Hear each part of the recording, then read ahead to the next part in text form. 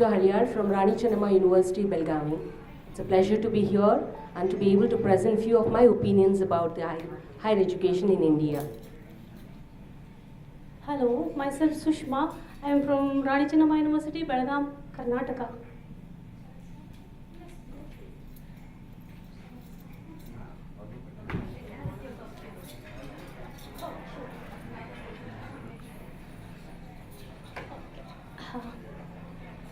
Good afternoon, everyone. Knowledge in youth is knowledge in age. It means knowledge, whatever learn in a young age, it will be the great valuable thing in you grow old. With this, I want to express some my expressions, some my views on does 21st century's youth need revamp of oldest educational system. If you ask this question to me, I say yes, it need to be. So we need revamp of 21st century's youth to the oldest system, because the youth is the noblest one for us. The country lies, the vision of country lies in the hands of youth. Okay. The vision of country lies in the hands of youth, and the youth are filled with a tremendous mind for ambitious, and then they could achieve everything. So we have to give good education to the youth. Yeah, our country is developing day by day, so it is rapidly developing, and I wanted to give you a note that I am talking of purely in context of Indian context. Sorry for this. So I wanted to note this Indian context. I am talking my views on Indian context. So this is what about youth. We need youth. We have to make this beautiful land as a brighter one. We need youth. So for that we have to give good education to them.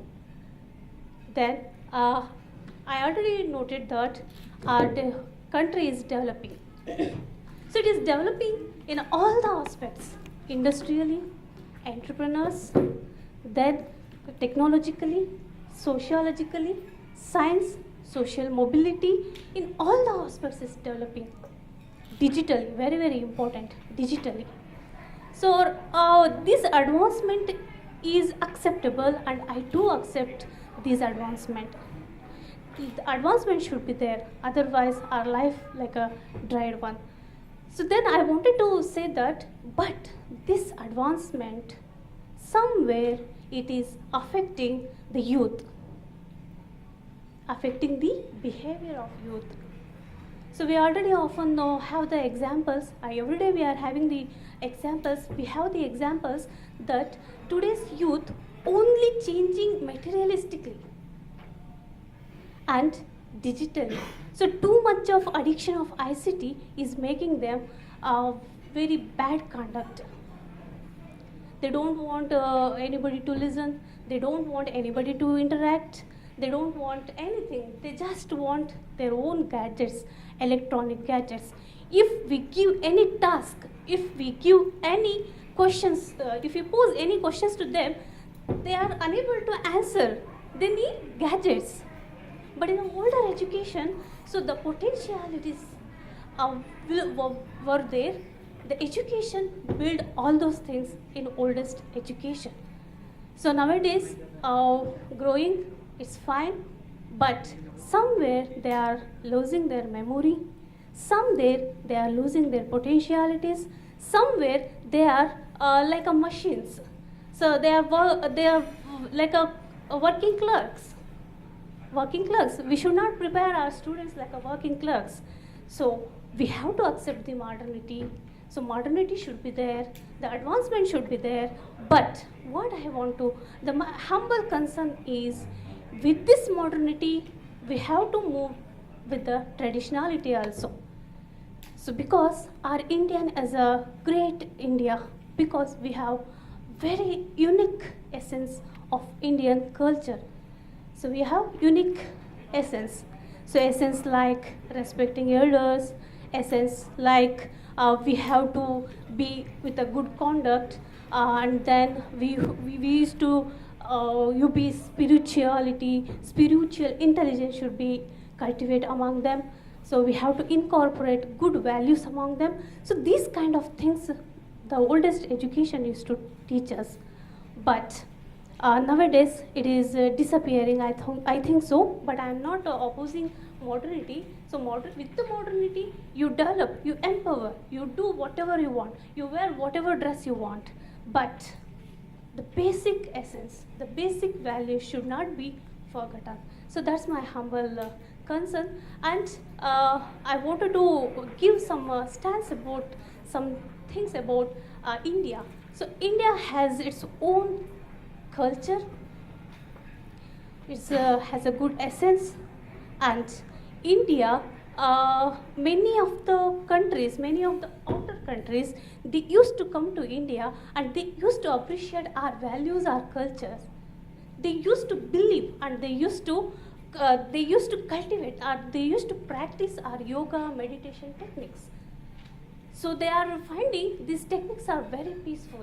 These techniques helped them for live a peaceful life. In the oldest generation, the people, they are with a peaceful life. They are interacting with each other. They used to respect elders, and then they used to maintain the relationship between one among them. But nowadays, it is somewhere losing. And nowadays, the youth losing memory. Somewhere they are losing their inner potentialities, inner strength. Just they are going materialistically. So, at this viewpoint, I wanted to say that we have to grow, we have to accept the modernity, we have to go with the modernity, but it should be with the traditionality, then only it will be meaningful. With this, some views, because organizers told me to speak only for 4 minutes. That's why I conclude this. I wanted to conclude this by okay. I wanted to conclude this by kindness beget kindness, and the bad tree cannot be yield a good apple. So, with this view, I wanted to share. I really happy to share some of my views, and I'm happy to say the Novotel Hotel, then Pullman Hotel, then this World Economic Forum is the mixture of modernity and traditionality. So I love it, and I wanted to thank all the organizers, and I wanted to thank our Vice Chancellor to give this great chance to us to participate in this and present our views. Thank you. Thanks one and all.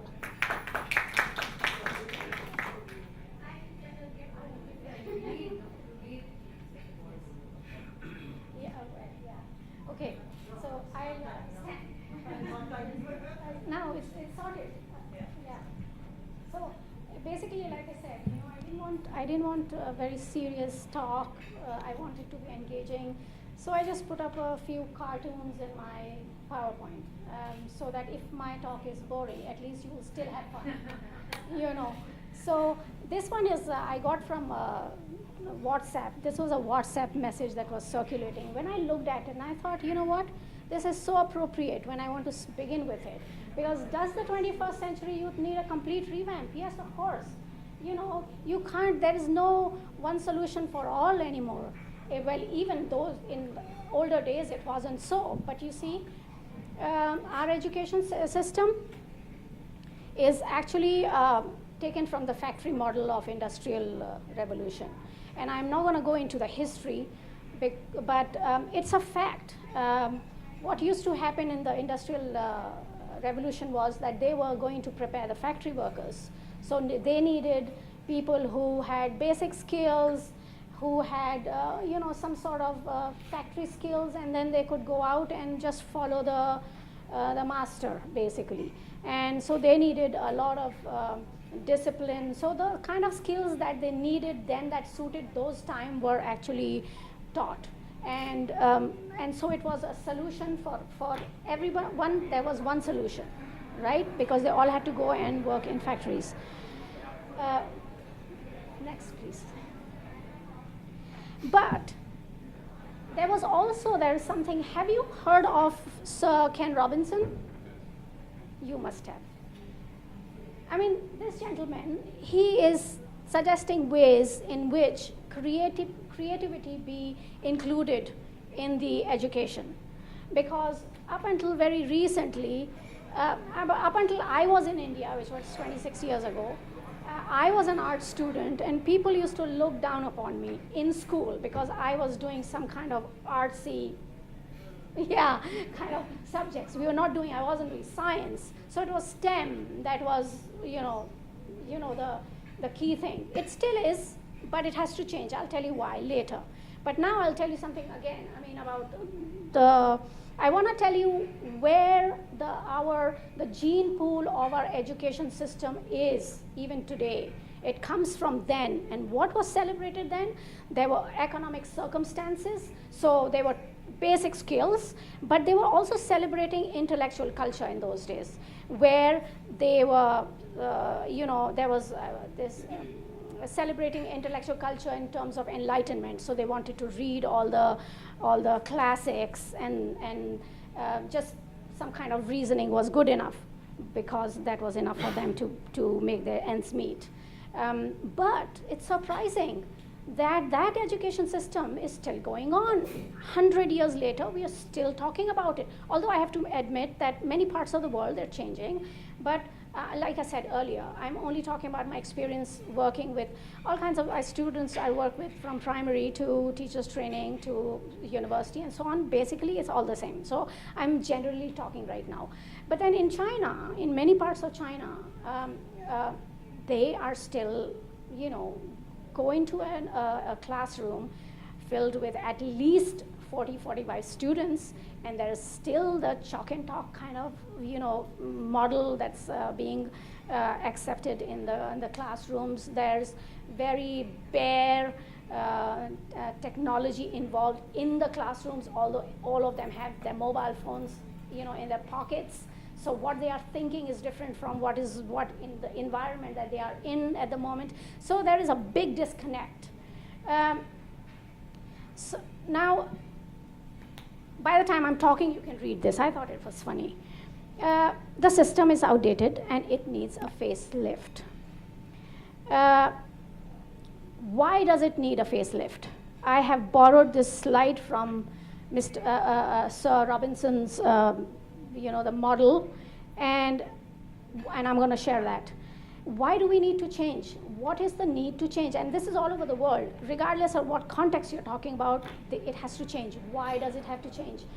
Because the economies of the 21st century is so unpredictable.